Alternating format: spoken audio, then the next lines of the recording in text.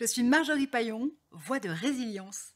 Il arrive qu'au cours d'un parcours de soins, il y ait parfois des mots qui fassent peur, des mots qu'on n'ose pas aborder ou tout simplement des mots qui deviennent des gros mots. Résilience prend le temps de les explorer pour vous et de les démystifier.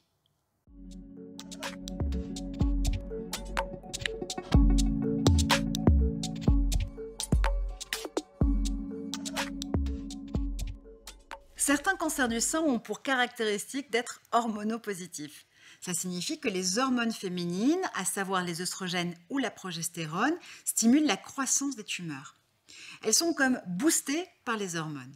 On dit aussi que ces cellules cancéreuses expriment une positivité aux récepteurs des hormones, elles y sont sensibles. Voilà pourquoi nous parlons de cancer hormonopositif, hormonosensible ou encore HR+. L'hormonothérapie, un autre gros mot, est un traitement qui consiste justement à empêcher l'action stimulante des hormones féminines sur les cellules cancéreuses.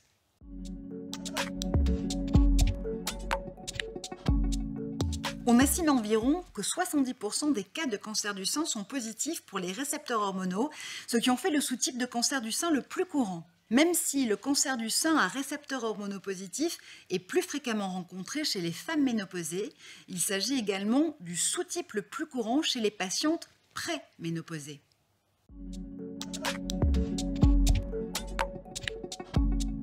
Cette information proviendra du rapport de pathologie de la chirurgie du cancer du sein ou d'une biopsie.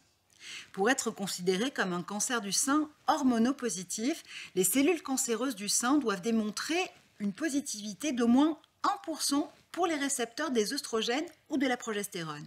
Ce seuil est en cours d'examen par de nombreux chercheurs et chercheuses qui pensent qu'un seuil de 10% serait plus approprié, notamment pour considérer la prescription d'une hormonothérapie.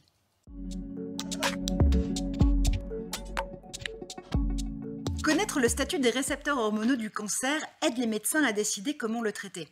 Si le cancer possède l'un ou les deux de ces récepteurs hormonaux, les médicaments d'hormonothérapie peuvent être utilisés pour abaisser le niveau d'œstrogène ou empêcher les œstrogènes d'agir sur les cellules cancéreuses du sein. Ce type de traitement est utile pour les cancers du sein à récepteurs hormonaux positifs, mais il ne fonctionne pas sur les tumeurs à récepteurs hormonaux négatifs.